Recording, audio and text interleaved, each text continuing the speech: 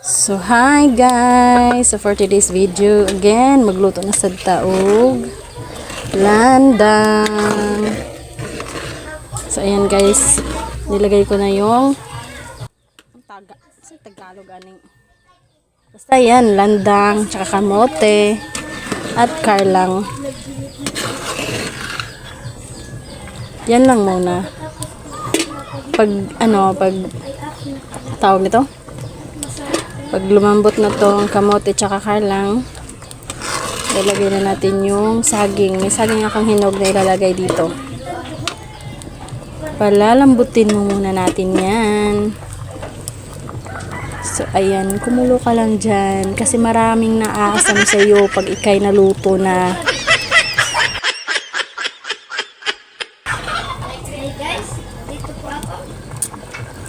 Masarap pag sa kahoy magluto guys. So ayan, kahoy din yung ginagamit namin.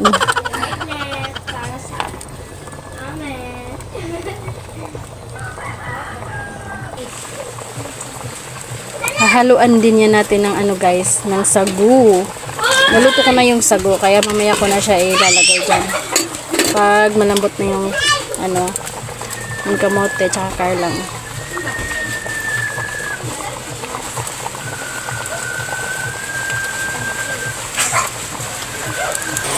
So ito yung sagu ko guys, luto na siya. So ilalagay na natin dito, halo-halo na yan. So ayan, mukha na siyang landang.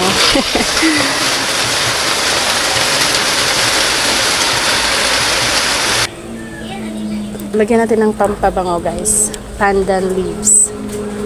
Pandan leaves, ayan.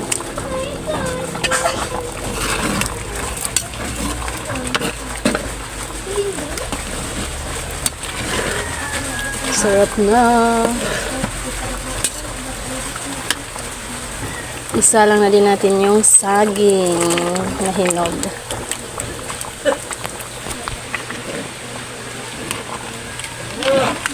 Yan. Punong-puno na yung kaldero ko guys. So ayan guys, isasalang na natin yung malakasang gata.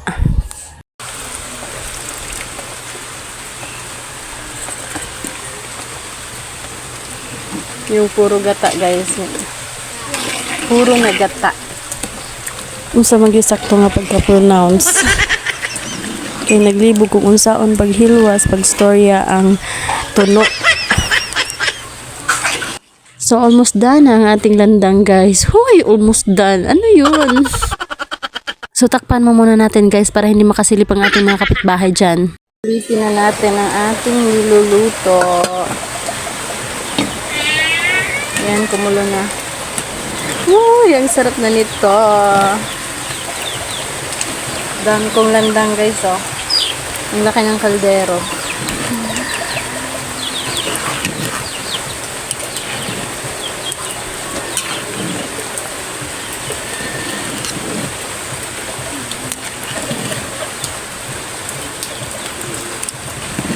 So guys, colorful ang ating landang.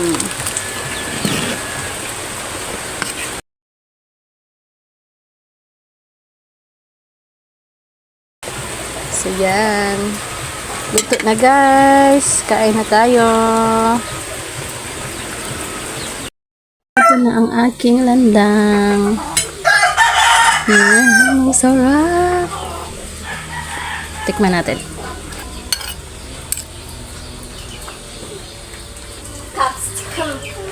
What? Did nothing. Sarap. Babayuan mo. Yung mga ulit. Di tayo man. Kakalit. Kakalit.